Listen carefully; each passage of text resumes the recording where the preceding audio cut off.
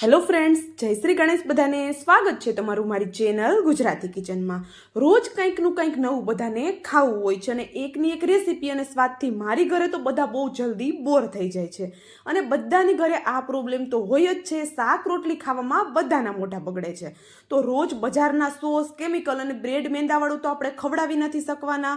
તો રેગ્યુલર ઘરમાં વપરાતી વસ્તુથી જ કંઈક રોજ કરતાં અલગ નવા સ્વાદનું જો બનાવી આપીએ તો બધા ખુશ થઈને ખાય છે.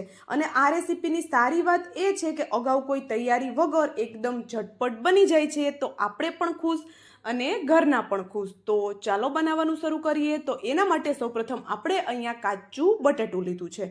જનરલી કાચું બટેટું બધાની ઘરે અવેલેબલ હોય જ છે. બટેટાને આપણે બિલકુલ બાફવાનું નથી.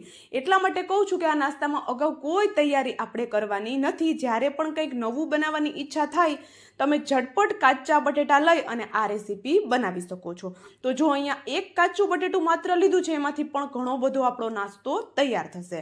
હવે કાચા બટેટાની છાલ હટાવી એના આ રીતે એકદમ પાતળા પાતળા અને નાના નાના પીસીસ કરીને રેડી કરી લેવાના છે. અહીંયા બટેટાના જેમ બને એમ આપણે નાના પીસીસ કરીને રેડી કરશું અને આ પીસીસ છે એને સરસ એવા 1 થી 2 પાણીથી આપણે ધોઈ અને એક મિક્સર જારમાં આપણે એને લઈ લેવાના છે. તો અહીંયા સાથે જ આપણે એક તીખું મરચું એડ કરી દઈએ. તમારા ઘરમાં બાળકો હોય તો મોળા મરચાંનો ઉપયોગ તમે કરી શકો છો.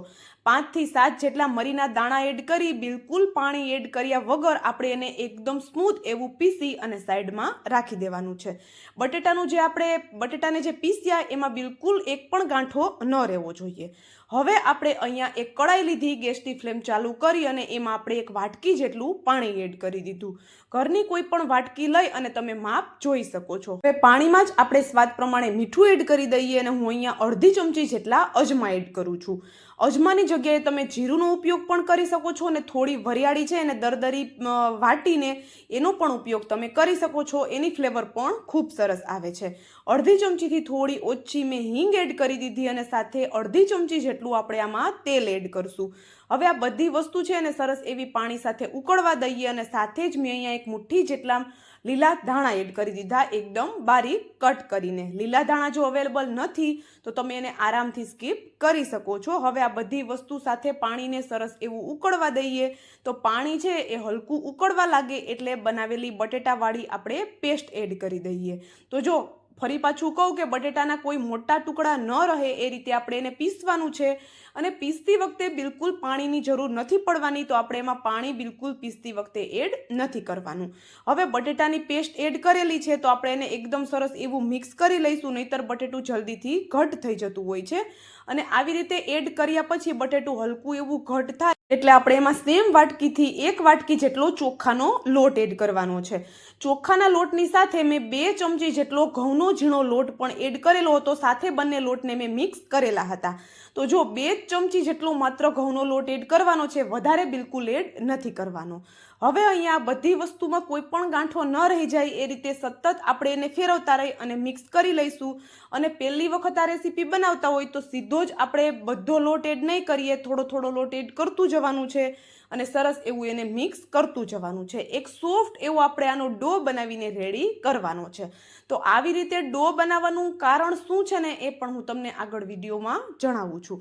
હવે અહીંયા થોડી જ વારમાં આપણો ડો છે એ બનીને એકદમ રેડી થઈ ગયો છે. જોઈ શકો છો તમે સોફ્ટ એવો ડો બની ગયો છે. તો ગેસની ફ્લેમ આપણે બંધ કરી દઈએ અને આ ડોને આપણે હવે હલકો એવો ઠંડો કરવાનો છે.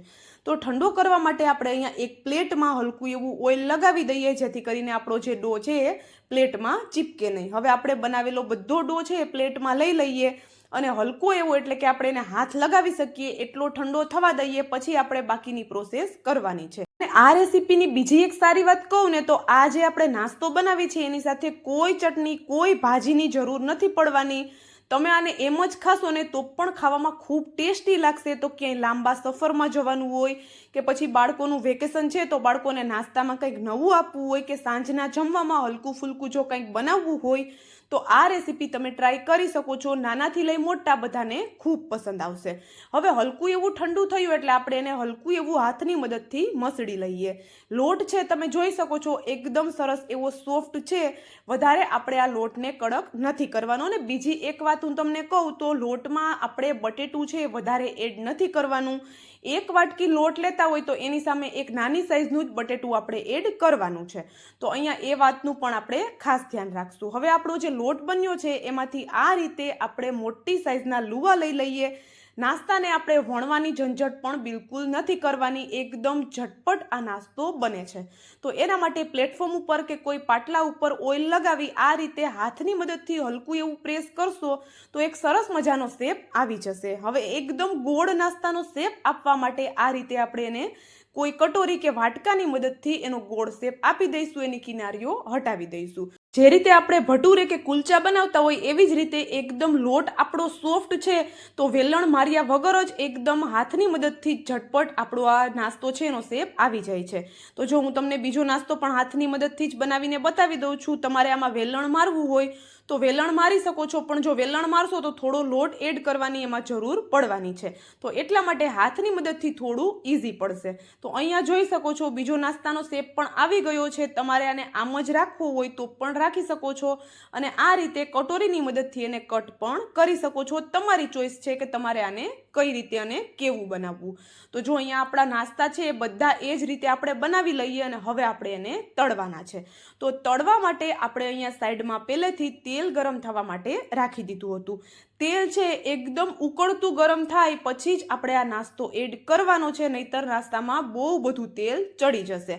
તો એના માટે શું કરીએ, તેલ ઉકળતું ગરમ થાય એટલે આપણો આ નાસ્તો છે એ તેલમાં એડ કરી અને ઉપરથી આ રીતે એમાં તેલ આપણે રેડતા રહેવાનું છે. હું જે પ્રોસેસ બતાવું છું એ પ્રોસેસથી નાસ્તો બનાવશો તો બિલકુલ તેલ નથી ચડવાનું અને ખાવામાં એટલો ટેસ્ટી લાગે છે કે તમે આની સામે કુલચા, ભટુરા બધું ભૂલી જશો. અને તમે જોઈ શકો છો આ નાસ્તો કેટલો સરસ એવો ફૂલી ગયો છે. આ નાસ્તો છે એને તમે એક વખત બનાવી રાખી દેશો અને પછી જો તળશો ને તો પણ આ નાસ્તો આટલો જ ફૂલવાનો છે. મતલબ કે સાથે સાથે તળતા નહીં જાવ ને તો પણ નાસ્તો એકદમ આવો ભટુરા જેવો ફૂલીને તૈયાર થશે. અને ખાવામાં તો એટલો સોફ્ટ છે કે મોઢામાં મૂકતા ઓગળી જાય. તો આ નાસ્તો છે એમાં આપણે બટેટું એડ કરેલું છે, બાકીના મસાલા એડ કરેલા છે. તો આપણે આની સાથે કોઈ ચટણીની કે પછી કોઈ ભાજીની પણ જરૂર નથી પડવાની. તો જો એક નાસ્તો આપણો તળાઈને રેડી થઈ ગયો તો હું તમને બીજો નાસ્તો પણ બતાવી દઉં કે બધા નાસ્તા એવા જ ફૂલવાના છે. તો જો એના માટે આપણે બીજો નાસ્તો એડ કરી દીધો, ઉપરથી હલકું હલકું તેલ રેડતા રહીશું એટલે થોડી જ વારમાં આપણો નાસ્તો એકદમ સરસ એવો ફૂલીને તૈયાર થઈ જશે. તમે જોઈ શકો છો વિડીયોમાં એકદમ સરસ એવો નાસ્તો ફૂલવા લાગ્યો છે.